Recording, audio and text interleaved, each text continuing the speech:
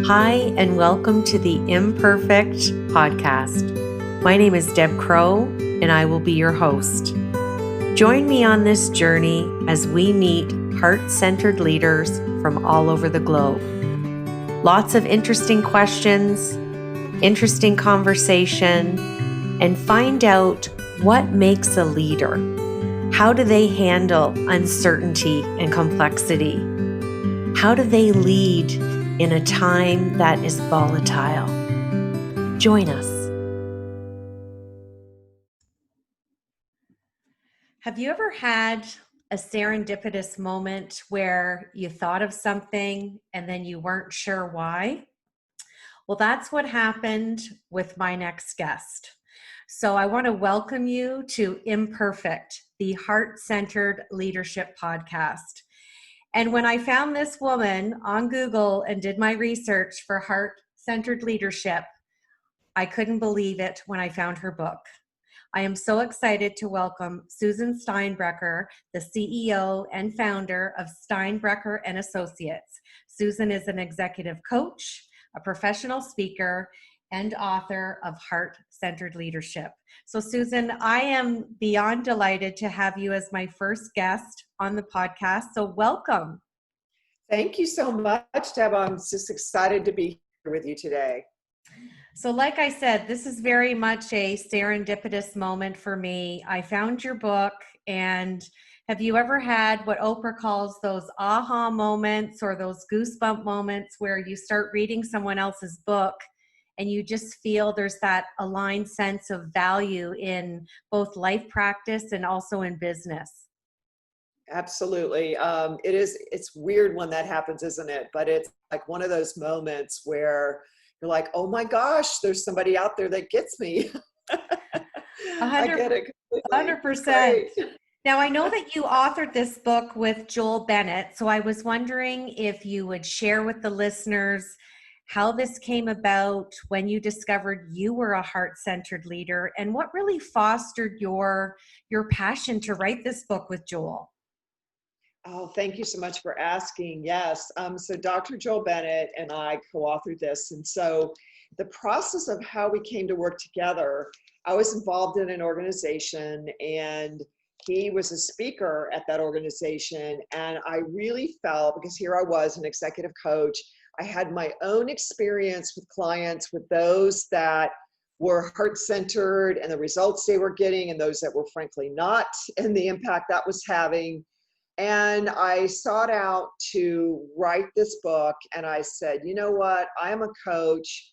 People may not take what I say as credible fact. And so I said, I feel like I need to pair up with an academic, because I felt like that would be the best kind of combination of talent. So somebody that sort of boots on the ground and works with clients every single day, and then somebody that studies leadership and has his PhD and dissertation was in leadership. And I just felt like that was a perfect combination. So when I met Joel, he was all in, because he was very much all over heart-centered leadership as well in terms of concept. And so that's how we came together. We began to do the book together. And of course, it took much longer than you ever think it's going to take. It took us really 3 years, which was crazy. But here I was, one of my principles in the book is called letting go. And I found myself wanting to put sort of timelines and blocks around how long it was going to take. And because I'd never authored a book before, and I had no idea what I was doing, frankly, in terms of what it's like to do that and how much work this is. But anyway, so one of the things I realized is the delay works so much in our favor, because this book was written like 17 years ago now, the first edition. And we knew there were going to be some people that were going to resonate with the title Heart-Centered Leadership, and there was going to be those that were going to be, oh, I don't know about this.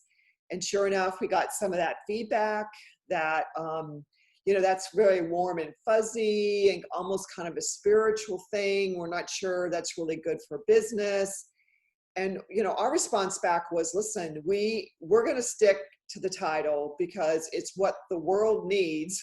Whether people think it's too warm and fuzzy or not is irrelevant to me, because I think my whole thought of that was, listen, the book's not going to resonate with everybody. but it will resonate with those that really want to hear it. And we're going to go ahead and keep the title. And so we did, and almost everybody loved it. We had a few people that kind of rejected it.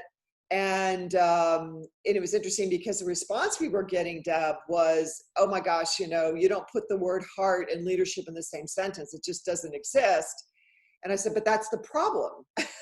It needs to exist. And so, fast forward a decade or so later, my publicist comes to me and says, okay, now there's 30,000 books out there with the word heart and leadership in. You are a decade ahead of your time. You need to re-release and release the second edition. So we did that, and that, believe it or not, I can hardly believe was already 6 years ago when the second edition came out.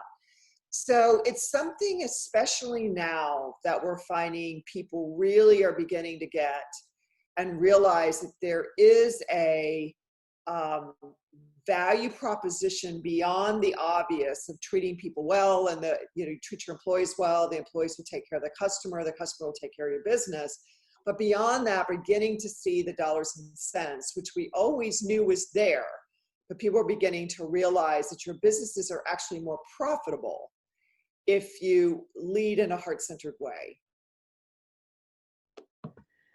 I wish you could see my smile, because it's literally ear to ear. I'm just, everything I've thought, you have just eloquently described the way business acumen should be done. And when I read your book, I thought she was so ahead of her time back then. And one of the reasons, and I have to do my vulnerability disclaimer, it took me 5 days to get the courage to email you, because of course we have those sabotaging thoughts that, why would she want to be on my podcast? And you graciously got right back to me and said, I'd love to be on your podcast. So I wanted to put that out there, that even executive coaches and leaders, we still have doubt and fear, and we don't have those perfect habits of thinking. But writing that book and being so ahead of your time, I'm so glad that you re-released it. But what really, really hit the core with me was, when I came out of university, I often had non-heart-centered leaders. And I would be told, I'm too smiley, I'm too bright, I'm too shiny, I'm too gregarious, I'm too verbose, you shouldn't use the word awesome. And for 30 years, I thought I was doing something wrong. So your book really hit me, because it helped me kind of close off and frame something that I thought I needed to change. And what I realized was, I've been a heart-centered leader for 30 years at the end of this month in my own business. And now, in the middle of a pandemic, everyone's talking about this and honoring self-care, which is hilarious, because like you, I've been talking about self-care since 2009. And I believe that our wisdom has truly come from our experiences. I used to look after executives, Susan, on short-term disability claims from stress, because climbing the corporate ladder and hitting the glass ceiling, that was stature. But there's always a price that comes with that. So how do you see, from the time you originally wrote this book and then again republished it, now that the world has joined you in this arena, how do you see the shift as both a woman and as an executive coach and a CEO? Do you feel that leaders today, pre-pandemic and also where we are now, day 81, do you see that maybe they're more accepting of a little bit more vulnerability and openness to lead from the inside out, and not worry that the business acumen is so structured? Well, actually, it's a complicated question. And the reason I say that is, with the pandemic, what that has done is two things. One, in my mind, and this is just obviously my observation and working with my clients, you definitely have this very heightened level of an intention around self-care, and recognizing that wow, at the end of the day, if I don't have my health, right, I don't have anything, right? Um, and on the other end of the spectrum, what you also have is people that are fighting to keep their businesses alive. So the other end of the spectrum is they're like, listen, this is the time where all hands are on deck. You work as many hours as you need to work. You do everything that you can do to keep your business going. And so unfortunately, it's like we've got this very diametrically opposed sort of force going on, in my opinion. You have this intuition at an all-time high level saying self-care is critically important. And yet you have the stress level of, oh my gosh, I've got to make sure my business can survive. So if anything, this is the time that's the true invitation to really take a look at, I know how I would normally approach stressful situations in my business. My choice now is to say, what do I think is going to be the right path?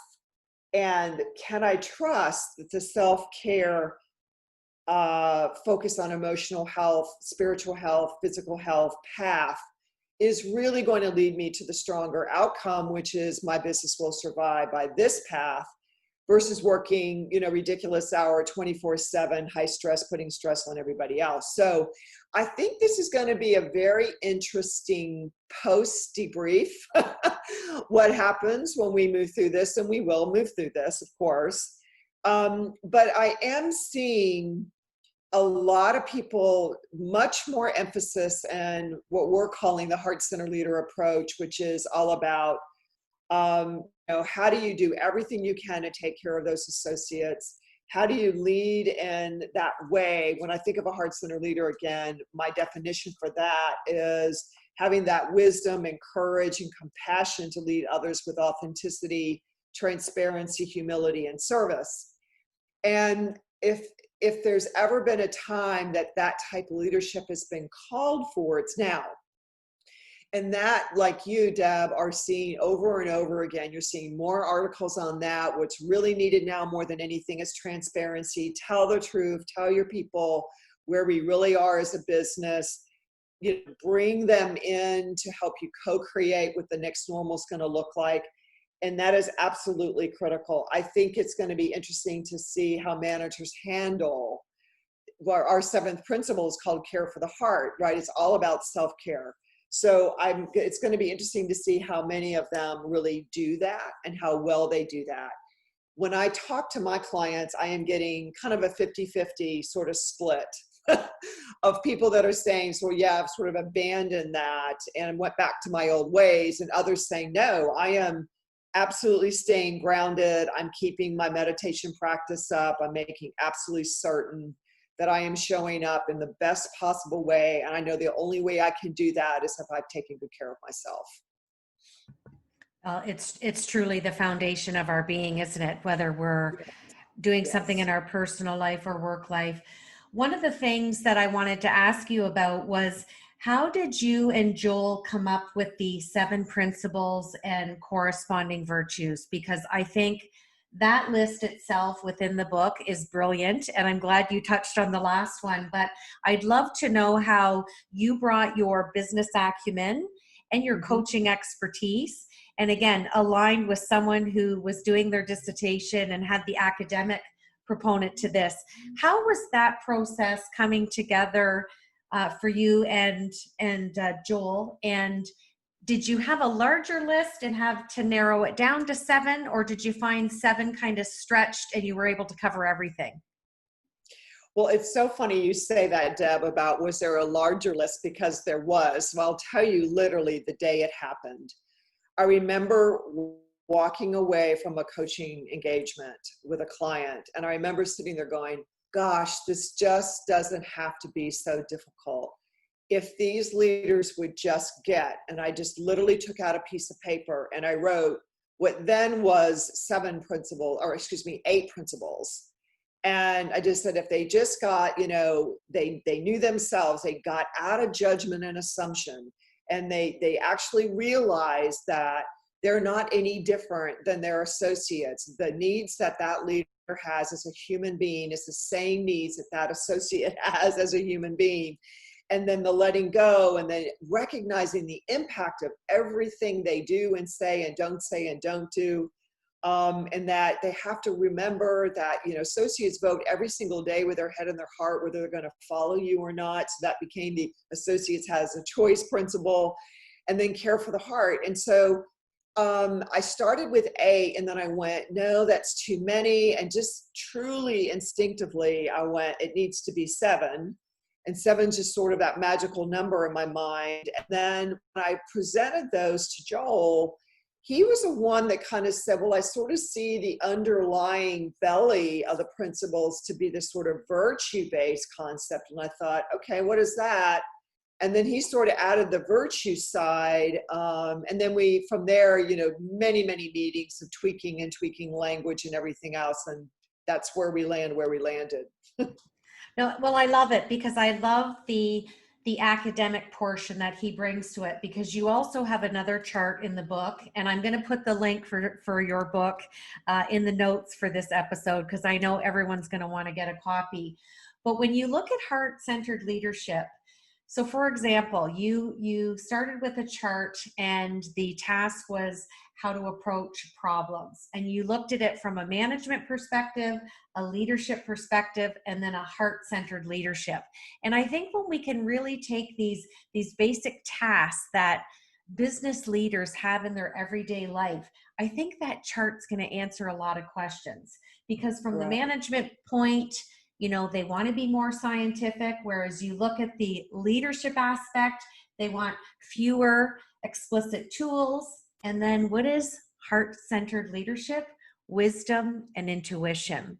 And I've often written about intuition management and spoken to my executives. And my question for you is, especially during this pandemic, a lot of my leaders are saying during our coaching sessions, people on our team don't always realize I don't have all the answers.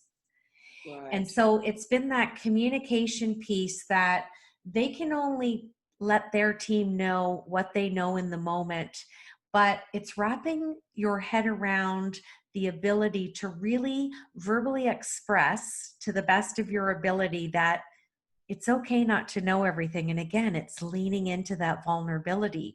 What would be your advice for leaders listening to this episode with you for leaning in a little bit if they want to be a heart-centered leader, but there's that apprehension of being judged? Yeah, so it's a great question, and there's to me so many facets to that. So let me see what I can sort of share on perhaps multiple levels on that. Number one, the one thing when I invite the concept of heart-centered leadership to a leader is, and if they are in this place of, listen, this is a cutthroat business, we have to make our numbers, blah, blah, blah. And of course you do. I mean, you can't be a business if you're not profitable. What we're suggesting here is that you're shifting sort of the approach. And in this challenging time, you're not going to have all the answers, because none of us have all the answers. All we can do is the best we know to do in the moment with what we know.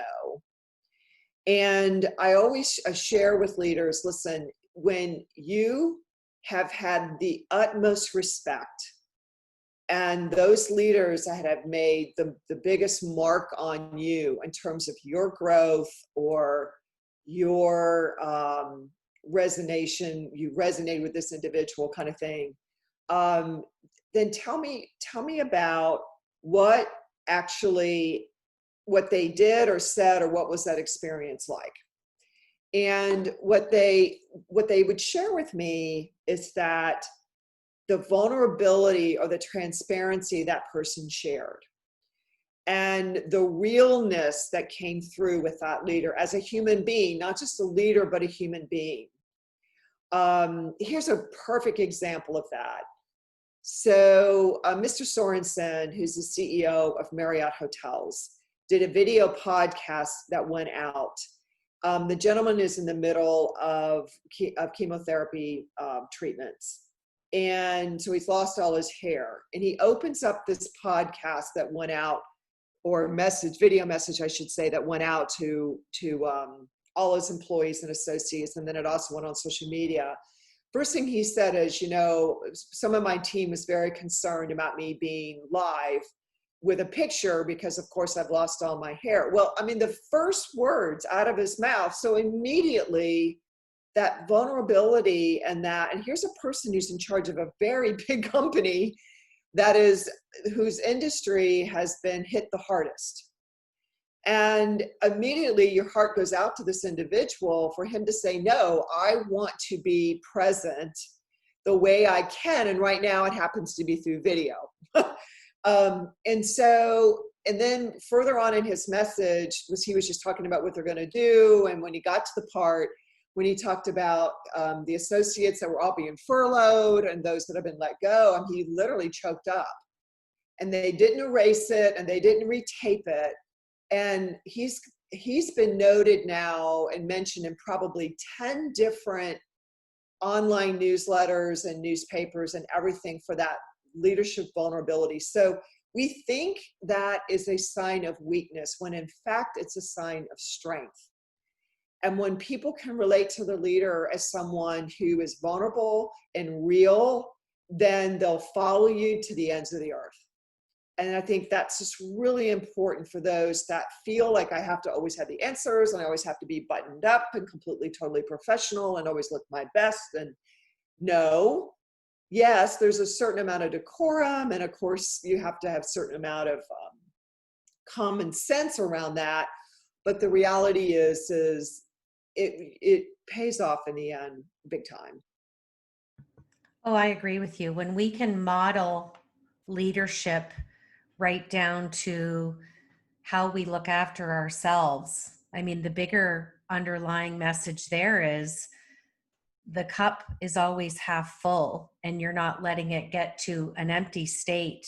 Because when we model that type of behavior, we are literally putting a sense of our self-worth out there, because we're not meant to be doing all the time. It's okay to pause and be. But again, I think a lot of it has to do with unmet expectations, stature, pride. I know there's always remnants of our life experience kind of intertwined in that. So just a really strong message, and loved seeing it as one of your virtues on the list. So I would like to ask you, what do you feel that you exemplify as a heart-centered leader? What are your top 3 characteristics that you feel that you lead with every day? For me, I would say, and I'm not perfect, and trust me, I have my good days and my bad days, and days when if I do, which is one of the things I recommend to my clients at the end of the day, do that sort of personal reflection. Was I a heart-centered leader today? Yes or no, and why? What, if anything, do I want to do differently the next day? And so for me, it's probably empathy is probably one of my strongest suits. And yet there's days when I'll tell you I'm not empathetic where I should have been, right? I mean, it's just the way it is. I feel like I have a lot of compassion for people. I do a lot for my personal associates, as well as a lot of not-for-profit pro bono work for those that I know need the skills and don't have the money to pay for it, to pay for coaching or pay for training. So I do a lot of that as well.